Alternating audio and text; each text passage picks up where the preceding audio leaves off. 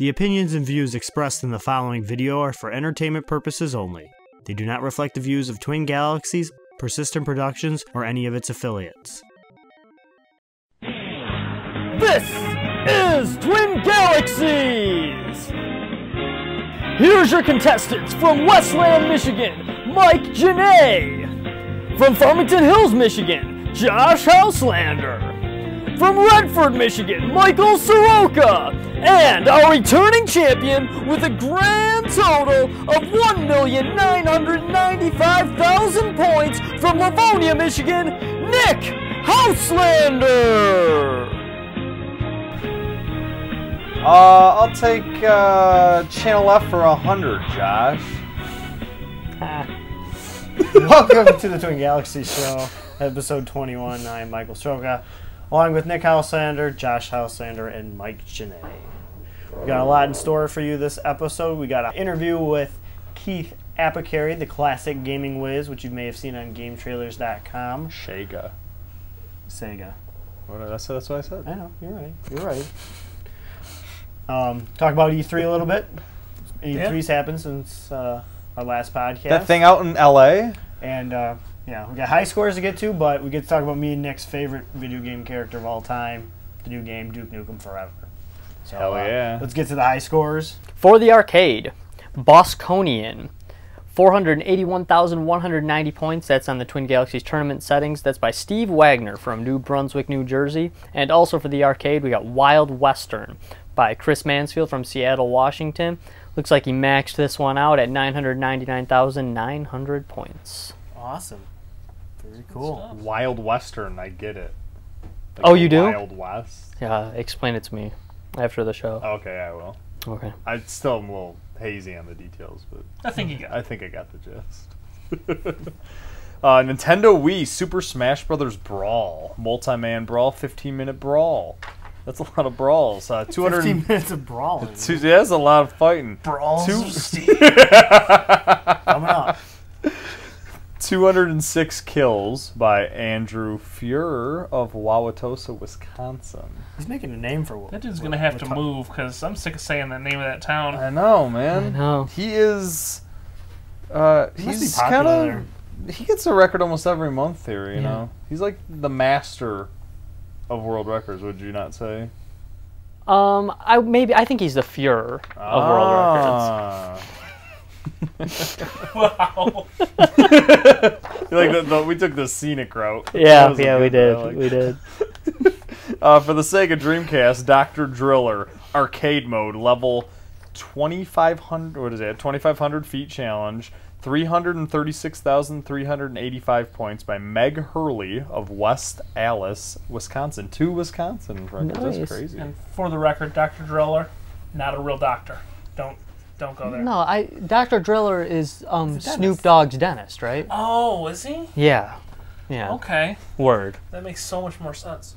For the Nintendo Wii, for Mario Kart Wii, we have N64 Sherbet Land, time trial, fastest race, 2 minutes 17.741 seconds, and that is from Fred Bugmann of Arujá, Brazil. We also have, for the Sega Master System, Enduro Racer, NTSC fastest completion. Looks like 7 minutes 11.67 seconds from Mark Stacy in Cedar Bluff, Virginia. For the arcade, Indiana Jones and the Temple of Doom. Yeah, baby. Hard Path, 1,993,530 points from Cliff Reese of Collegeville, Pennsylvania. Hey, no time for love, Dr. Jones. And somebody ran the gauntlet on Soul Calibur 4 for PlayStation 3 and Xbox 360. Jeremy Florence of Rio Rancho, New Mexico, set 4 world records on Soul Calibur 4. Dang. I'll read them off as quickly as I can. PlayStation 3, fastest completion, 4 minutes and 51 seconds.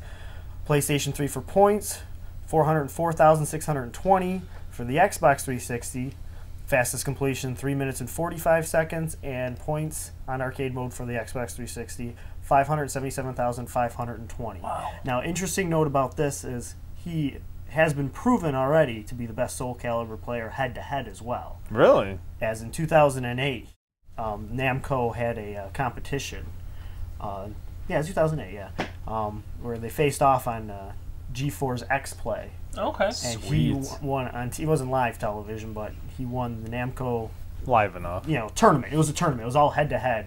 It was a national tournament. And so now he's champion in tournament style versus head to head, and on our leaderboard, of course.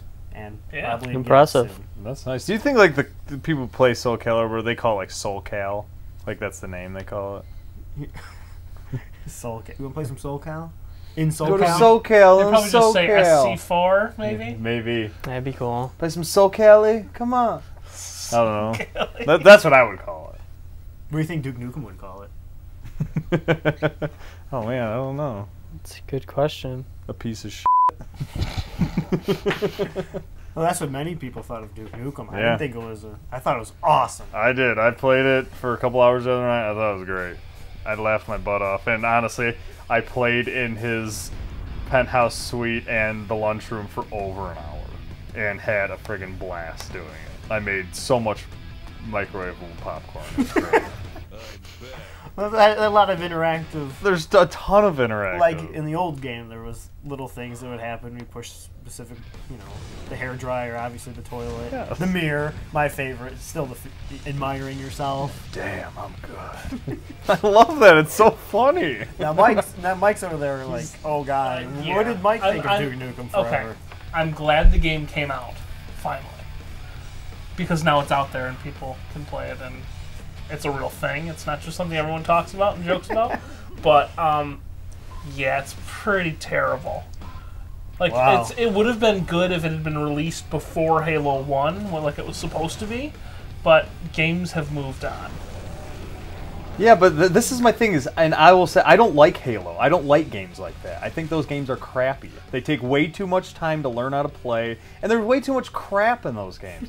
Duke Nukem, the new one. Wait. There is crap. There's literally crap. No, there is literally crap. Yeah, you can pick up poop in that game. And Duke even says, what is it, like, why'd you make me do that? Yeah, he even admits it. But that is why, and I understand that, but I don't like those new games. Those new shooter games. I thought Modern Warfare is alright. I think that's an okay game. But I like this whole this new Duke Nukem game because it's like playing the old Duke Nukem, and that's still probably easily my favorite computer game of all time, and still, in my opinion, the best first-person shooter ever. I love that game. And the new one, I thought was very much like the old one. It was very much like it. The only thing that's what I like about it. One thing I realized, it was all linear. Which is like newer games, which is something I was hoping for Duke Nukem wouldn't be. Yeah, somewhere more to explore. I mean, there's also the key code thing, which I thought was funny. The very beginning of the game, Duke Nukem goes, I don't need no damn key cards, and prize doors open. Which is hilarious. But, I mean, yeah, I agree with Mike on the graphics, and some of the... I know what you mean. There's nuances of the game that drove me a little crazy, too. First-person platforming doesn't really exist anymore for a reason. Because it's terrible. It's not fun. It's annoying. That whole miniaturized jumping through the shelves in the back of the kitchen. I don't think that's annoying. I think that's a puzzle. So stupid. That's a puzzle. That's great. That's what I always loved about the Duke Nukem games, is it was a puzzle. Like driving the four-wheeled truck with the remote control. That was friggin' awesome. That was the highlight of the game. That was so great. Being miniaturized in the RC car was the best part of the game. I thought the pinball game was... No, pinball game's awesome too. I played that pinball game for a while. Yeah. And I love it. You drink beer and you get stronger. I mean, that's like the coolest thing ever. It's great.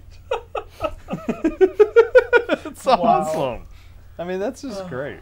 Yeah. I mean, it's definitely, if you like Duke Nukem, if you were a fan of his Duke character, Nukem, yeah. That's why I like you're going to like Duke Nukem Forever. If you're into Duke Nukem still, after all these years, and you're going to like that game. Period. Yeah, I am too. But for me, I think I thought of something while I was playing Mortal Kombat. Mm-hmm. Johnny Cage is what Duke Nukem is supposed to be now. He's supposed to be a jerk that everyone on Earth goes, ugh, all right, Duke, whatever. No. But he's still a jerk, and he still is himself, and he's still crazy, but everyone else in the world needs to react to him like he's a crazy person. Otherwise, it just doesn't work for me. I can see that. I like the idea that he's like a god to these people, though, and he still acts like the biggest a-hole ever, and that's what I love about it. he gets away with it because he's the only one who can kill the aliens. It's so awesome. I don't know. I thought it was great. It was really fun, and especially for me, I'll play the new games on occasion, but I'm really not a fan of them, and I really like this game. It was really fun.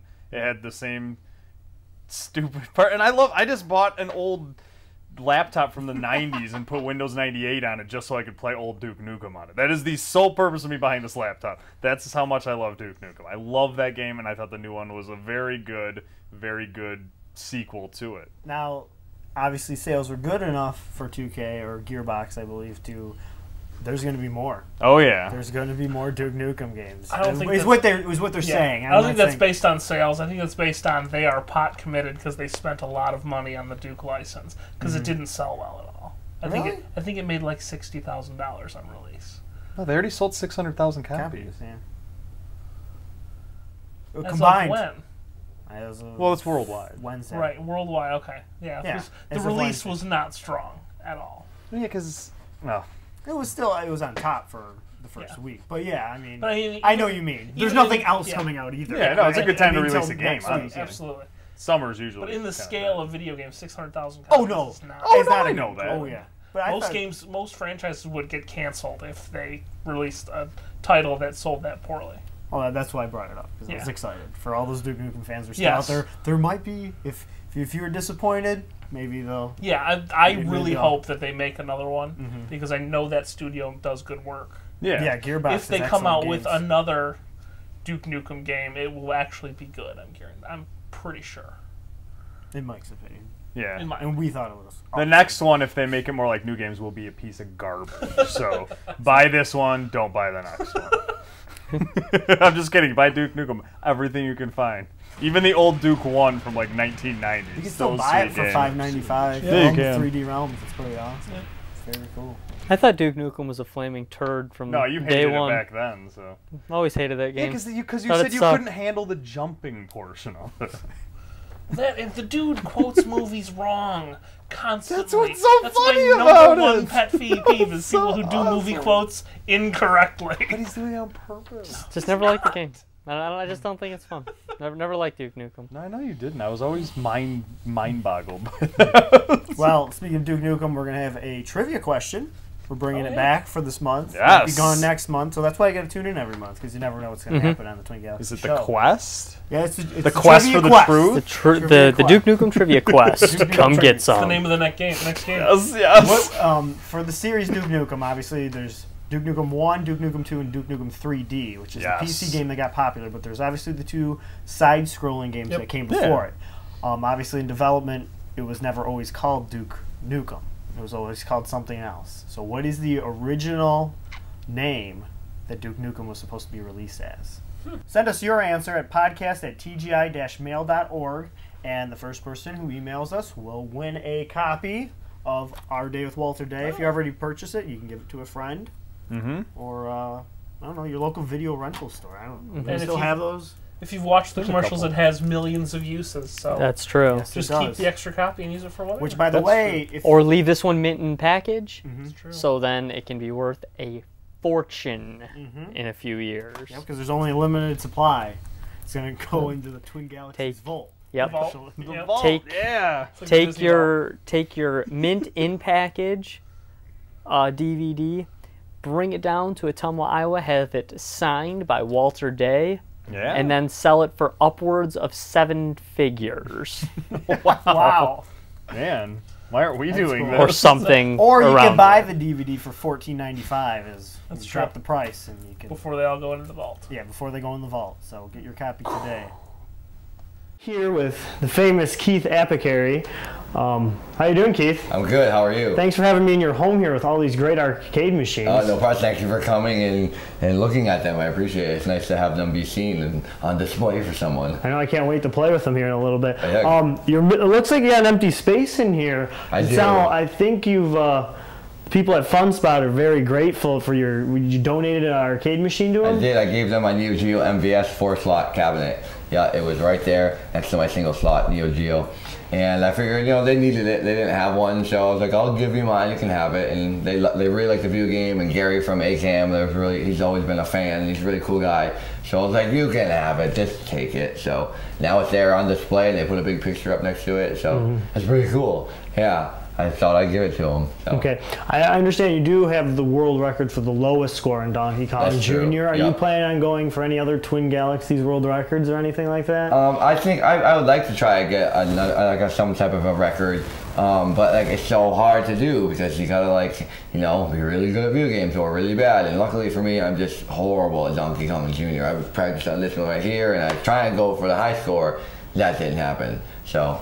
The low score was easier, so it's just kind of it works for me. A record's a record. Record's a record, that's what I'm saying. If no one out there has a score like that, if no one else is terrible, but that's the thing. I don't look at it I'm so terrible. I'm so amazing at terrible that I got low score that it's impossible if you can't get a negative. No, I only can tie you. Right, negative 400, or maybe. I don't know. I might even be able to do that. I don't think it's possible. No human being has ever gotten a negative score on any game in existence. I should get another, award or another plaque put up because I've done something. I've done the impossible. So, maybe I'll try for something, but maybe there's got to be a game out there that's really, really hard. That's where I'll be able to set a low score.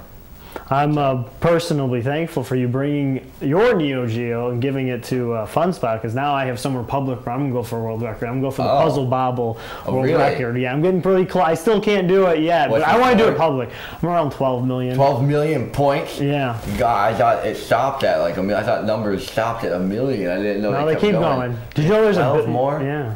Wow, that's ridiculous. I wouldn't be able to do that on Puzzle Bobble. I'm colorblind. Yeah, I'm colored. The colors are all the same to me. What do you think about going for the Metal Slug world record, maybe? I could probably go for a speed run on Metal Slug. I can beat Metal Slug in about 19 minutes. I think that's as fast as you possibly can do it, unless you get some type of a glitch and you can just jump past a level or a screen or something. Or a Game Genie or something like that. If I get a really big Game Genie, I have a pretty big Game Genie. I use that on my Mario cabinet right here. That's because Mario's not as good of a game as Sonic the Hedgehog is. So you have to agree. It. Yeah, so you got it. I'm the Sonic the Hedgehog world record holder. So you are? Yeah. Really? Yeah. No way. Yeah. A Sonic 1? Sonic 1. For points? For points. Oh my! Really? Tournament settings. Yeah. Oh my gosh! That's nice to meet you. That's awesome. I have a really big Sonic poster over there. I don't know if you noticed that or not. Yeah. So I would love to I'd love to play around with you and see how I can hold up against you. I'm really good at speed runs. I'm good at getting through the game. That's what I want to go through. I want to play Sonic for speed now. We have different variations, so maybe you could send one in. There's one for emeralds, and there's one without emeralds speed run. Oh, okay. There's a minimalist with you don't have to get the emeralds. You don't have to get anything. And then there's one where you get all the emeralds. I'm good at minimalist. I don't waste my time. I don't stop and browse around. It's Sonic. You're supposed to go fast. I think that's more of a viable record speed than points. Because points is kind of like Donkey Kong.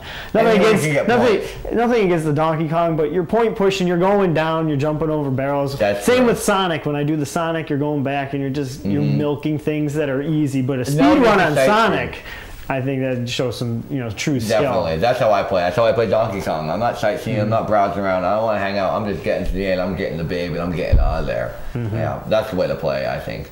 Maybe speedrun Donkey Kong. Speedrun Donkey Kong, that's what I do. I can only get to the second elevator level on Donkey Kong, which is, the game's so hard, but I can get there quick because I don't go for points. My high score on Donkey Kong right now is 40,400, which is not even a score. So I just try to get through the game, get to the end, and forget about points.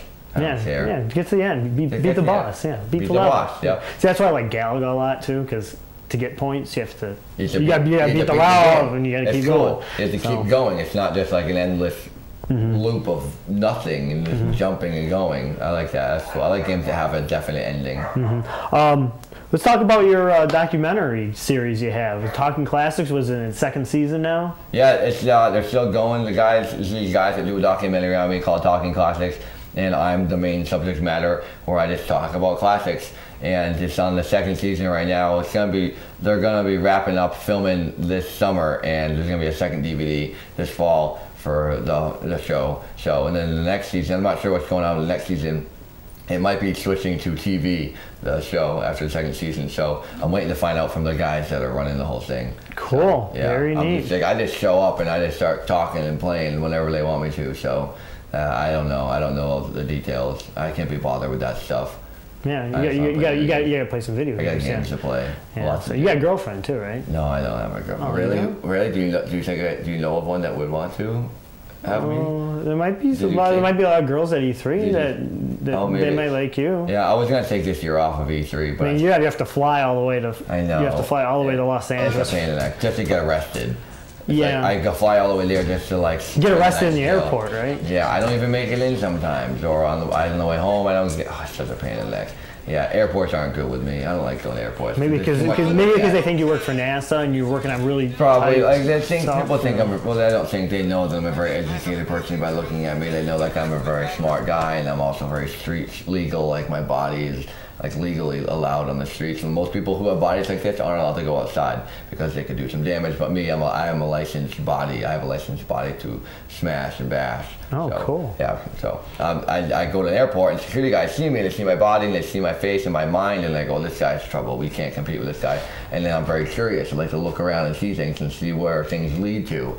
And I go down a baggage claim, I get arrested, and then great, now I can't go to E3, so. You can't pick up the girls. I can't pick up the girls. You guys have the girls come to you. They usually do, yeah. But you're too busy. I'm very busy. You're in the middle of a Sonic the Hedgehog game or Metal Slug, right? Don't get out of my face, I got buttons to mash. So where can the viewers watch your documentary series? You can see the documentary on YouTube. If you go, there's a new Talking Classics YouTube channel that the guys made. It's called youtube.com/talkingclassics. That's where you can see it. And you can also see it on GameTrailers.com. That's where the episodes air first. It's on Game Trailers, and then you can find them on YouTube, and also you can see the old season on ScrewAttack.com. Cool. You can get a DVD too. You can get the DVD from the Screw Attack store of the first season, and the second season will be coming out this fall. So it's very exciting stuff. Thanks, Keith, for having me in your home. Thank you for having you in my home. Thanks very much. Appreciate it. Yeah. Bye. Keith's one funny guy, isn't he? Keith's pretty cool. He has an awesome arcade. He has an awesome collection too. He does have the new systems too, but he hides them. He's a classic gaming whiz. Mm-hmm. King of Genesis. He's got the rad Donkey Kong score too. You mean Donkey Kong Jr.? Donkey Kong Jr. Sorry, yeah. Negative 400. That's impressive, man. I know. I've been impressive. I've been playing Asteroids and. I know. I got a score in the makes for Asteroids. He does. I saw him do it the other day. I clapped out loud. I was like, after it happened, obviously I clapped out loud. I didn't clap just in my head, but there was no John McAllister run, but it was going to be a good record. Close. I'm excited. Very impressive. More to come. Yes. But E3 was pretty awesome since last time. It's pretty cool. I'm excited for Sonic, of course. You were there, right? Well, yeah, I was there. Yeah, it was that's a lot awesome, of fun. Yeah. It was cool. I was here, but yeah, it was fun. Yeah, what about the announcements? What do you guys think was exciting about it? I like the Star Wars Connect game looks like a Star Wars game, so most of us are obviously on board. Yeah, it looks awesome. Thanks, Watto. The Nintendo stuff, the new platform, Wii U. Terrible name, but names don't really matter anymore. That's like a college. Well, it's like going to It's a school weird for name. Nintendo. Yeah, you've graduated from the Wii. You went to Wii U. Yeah. Wii U. And just the more I hear about the Wii U, the less I'm into it. Because they keep coming out with things like, oh, these awesome touchscreen controllers that everybody has the game on the touchscreen and it's on the TV. Yeah, the system only supports one of those. Oh, and they're not sold separately. You'll have to buy a system to get one of those. There's no plan for that to be its own SKU. What? They'll fix that. I think they will. Because what happens if they break one? Well, the thing is at E3, new system. We gotta buy a new system. You may see some footage of this. I don't know. At E3, those kiosks for the Wii U were tethered. Mm-hmm. Everyone thought that was to keep them from walking away. Mm-hmm. No, that was a video cable to stream the video to the device. Oh, is that wireless? Yeah. Well, it's supposed to be wireless, but if it's wireless, how much bandwidth can that thing push over wireless? Yeah. Can it push a video signal and all the game stuff? Should be able to. iPods to four controllers though. If it's the same image. From a central station? Yeah, it's not going to be the same image. That's the point. That's the whole point. It's all different. different. When does this come out? Next year. Yeah, next year. Like probably next Christmas of 2012. They're just showing the motion controlling the capable. By they're then, teasing. Yeah, and then in Nintendo, I trust. Honestly, just when Wii was so successful, I just can't imagine they would release something if it was like a real piece of crap. Other than Virtual Boy. But Virtual Boy, I love Virtual Boy. It's a great system. Of course you do. This is a great system. Which, it is what it is. But I can't imagine Nintendo doing something like that again, I mean, I think it'll work if it's going to. Well, it's definitely going to be functional, but I just wonder if a lot of times Nintendo has a habit of saying, well, people don't really want this, so we're not going to do 4 video controllers. We'll just do 1 video controller, and everybody else can use Wiimotes. Because that's what they're saying. It's already going to use Wiimotes. I could see them doing that. I mean, I could easily see them saying, people don't want 4 video controllers, so we're just not going to make it do that. They're wrong. Yeah. People want 4 video controllers. Right. Yeah. It's also not going to have a DVD drive or a Blu-ray drive. Yeah, I did hear that. I'm like, that's... Why is it that Nintendo does that? That their stuff never plays the platform. So Nintendo's they don't want to pay for it. Yeah, they want to pay for the DVD or Blu-ray licensing. And they do that because Nintendo's the only developer that doesn't lose money on hardware. Really? Yeah. Sony and Microsoft both lose money on every Xbox they sell.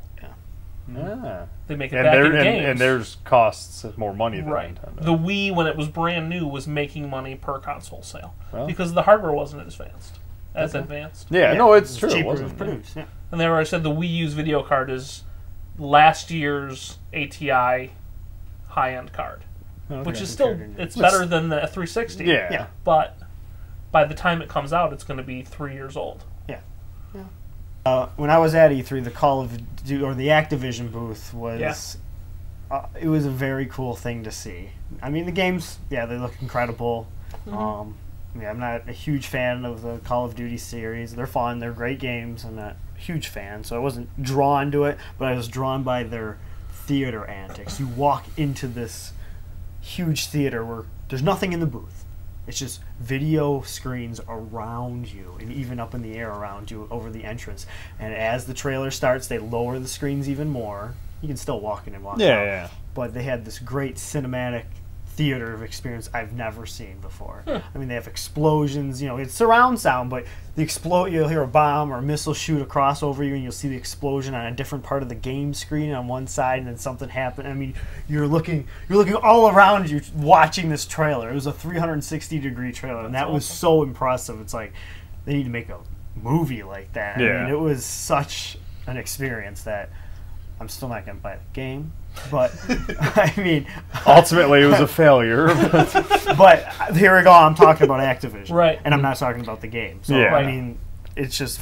It was just an amazing thing to see for my first trip to E3. It was I like cool. them especially because they have such an active vision of the industry. Oh my God. If only they had a more Intellivision. Yeah. There wasn't in television there. Yeah? Like one? They had a gaming museum there. It was pretty cool. very Sponsored cool. by Intellivision Productions. No kidding. And a couple other GameMine.com. Forgive me if I don't say all the sponsors of the...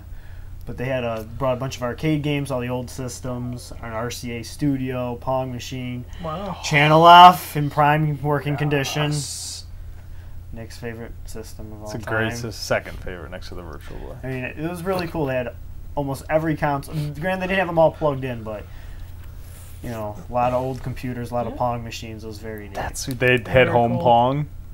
Yeah, they had home Pong. Oh, it's so awesome. Oh yeah, it was the RCA Studio. I never heard of. Yeah, what is that? It looks like a Pong machine. Oh, okay. It's like a Pong machine with a number pad that's it's like stuck on the actual. Okay, I know they had them where it was like different sports where you'd like press 1 for this, 2, 3, Tennis 4. Yeah, sports, tennis. yeah, I mean, that's what they're up. There's a picture coming up on a trailer. You'll see in the beginning of the trailer. Yeah. Very cool. Shortly on the show. But that was very neat. But it is chaotic. I'll tell you that. But we got to see Ice-T. Yeah, I got to see across the Ice-T. I went to the Gears of War party. That was pretty cool by Microsoft. Decent. It was Ice-T. Tell us more about Sonic. About Sonic? Oh, I don't know. Sonic Generations. He's a little blue hedgehog. Runs really fast. Yeah, it's a cool game coming out. You can actually you can download it only for about 10 days, the demo of Green Hill Zone 1. It's 2D, this part of the game is, but it looks like it transitions back and forth from 2D yeah, to it goes 3D. from 2D to 3D. The demo's only 2D. It's only the first level. So you play it for about maybe 2 minutes, and you get to the level. It's like a 10-minute download, but it's really cool. I mean, there's still more to come, but I did play it at E3 in 3D, and it was a different experience, but it was still only the first level. But you liked it, right? Yeah, oh yeah. It reminded me of old Sonic, but Sonic Adventure at the same time. We'll see, late 2010, 2011, but we'll see. Cool. It looks cool. I'm excited. At E3, a lot of MMPOGs were there. I can tell you, like, new startups. Then most of them are free for your PC. That's the new thing, free to play. Yeah, or like Facebook games. That was a huge thing at E3 this year that I was totally unexpected. Like, about half of one of the 2 main floors was just filled with like Facebook app games of developers, and I was just like, wow. I mean, I just wasn't surprised to see them at E3, but that's where the market is. Yep. Well, you don't need to buy a system to play those games. No. That's huge. You can literally go on any computer and play these games. Oh, yeah. So many iPod games had booths and stuff like that. It was... Yeah, speaking of that, just announced Team Fortress. The new Team Fortress on Steam. Free to play. Anybody can buy and download that game now. TFC2. Oh, man, that's Mac sweet. or PC. Yep. Anybody can get Steam and get that game and Steam play it. It's free. all, that is a great game. That is a good game, yeah. It's all, basically they're trying to drive their business on microtransactions, which is, like, I want my character to have a cowboy hat. I will pay $1. The a la carte style of gaming, pretty much. I'll pay $1 for a cowboy hat for my character. Yep. But the game itself is free, so that's really cool. Pretty smart. So if you bought the game 3.5 years ago, should have waited. Like a lot of the MMORPGs that you were discussing, Mike, you know, they're free to play. You later, you're going to have to invest in this money if you really want, invest in this game if you really want to, you know, so much blow up on free to play games. Yeah. Oh yeah, I've known people have spent a fortune on free to play games. We'd like to do a shameless plug for the production company that puts on this show, Persistent Productions. They're making actually a video game documentary. Yes, yes they are. There's a lot of familiar faces in this trailer, so just check it out and check out the website, bonuslifefilm.com.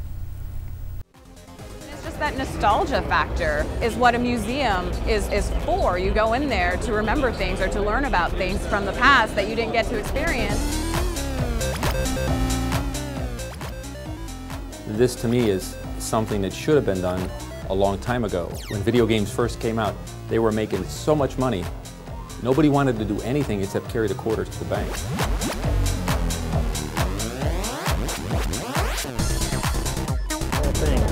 So we're getting a lot of attention directed at what we're doing. But in my perspective, I think Walter would never totally get away from gaming. It's something he's enjoyed. What really motivates him, whether it be gaming or music or writing books or whatever, you know. I think everybody should do that. Do what they want. Life is too short, you know. You want to maximize what you do in life and make it a positive. I got the legendary guy right here. This guy's amazing with the referee shirt on.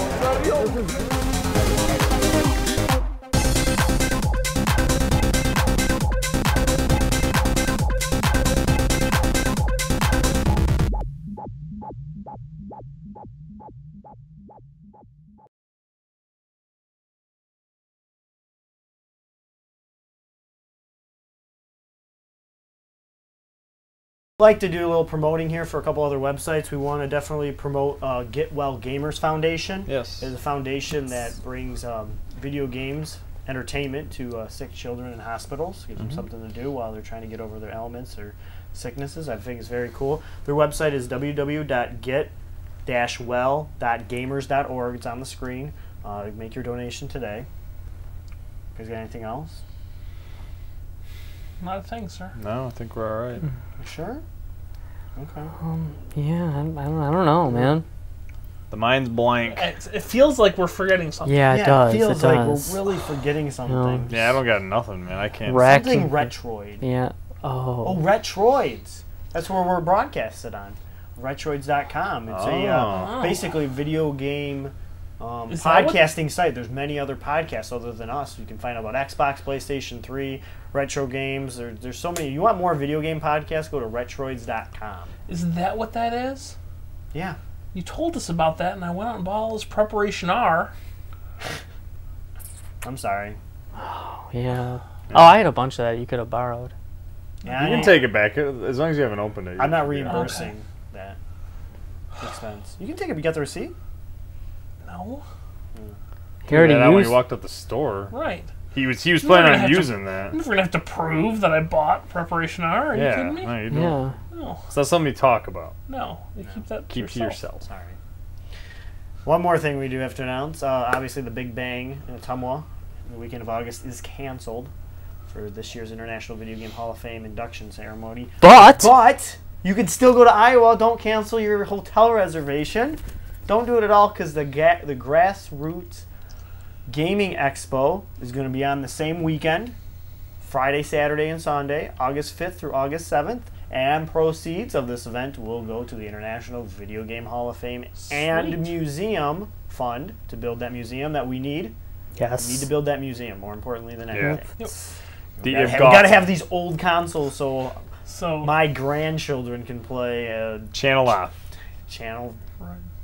F, yes. Yes, That's why they called it that's Channel what F. it's They didn't want to use the real word that described it. Channel Fun. Awesome. Channel Yeah, Fantastic. Channel Fun. Okay? Channel Fun. perhaps they thought it was like a grading system. They were hoping when they started making it that it was going to be Channel A, but then they're like, no, this got is the Channel report card. F. For those of you who haven't played it, you're missing out. No, It's Channel F the rules. top. I'm kidding. I'm So kidding. Channel to- F rules. I love Channel F. To help fund the IV Gotham, we need to go to the Gurgi. That's what The you're Gurgi. saying. Yes. Gurgi, I like Do that. not and don't like confuse the name. I'm the Grassroots Gaming. Don't hear Grassroots and think that this is like when Republicans and Democrats take off their suits and Yes. like go put a cowboy hat on and pose for a picture. Not that. Grassroots now. It's not that. Yeah. It's not that. This is a Grassroots Gaming Expo. So it's us putting on cowboy hats and playing. Exactly. Donkey It's, Kong. There should be lots of tournaments. it's us. Classic arcade games, modern consoles, PC networking. Go to the website, It's close. was it close? Grassroots game? It started with a G. Grassrootsgamingexpo.com for more information. This is a Buy your tickets grassroots. today. It's a grassroots effort. We're gonna us like guys from the Twin Galaxies show. We're gonna park our Ferraris and our limos. We're gonna come down there and just like normal things. We're gonna leave the Armani suits at home. Yep, no. I'm And, leaving my Bugatti Veyron in the garage. Yep. Gonna come down in Yep. the Ferrari. No, we're just gonna you know this is about grassroots. Oh yeah, I'm gonna take out all my gold teeth that Dr. Driller gave me. Yep, that's good. Walter Day is gonna be there. Like he's gonna no private jets or anything for Daybo. No. It's gonna just be it's just gonna be straight Walter all the way. Yeah. Cool. Making soup for all of us. Yep. Sweet. Oh yeah, ladling. Gather. It's gonna be a great As long as I event. get some Ladle solid- and out Nice nuggets of gathering of gaming gamers in Ottumwa, Iowa. So it's gonna be exciting. Grab yourself a ladle. Yep. Get eat behind that mower for the grass. Get right down to the grass root. For my hosts, Mike Janae, Josh Houselander, Adam Jacobowitz, Nick Houselander, and Michael Soroka. We'll see you next time. That's what it was.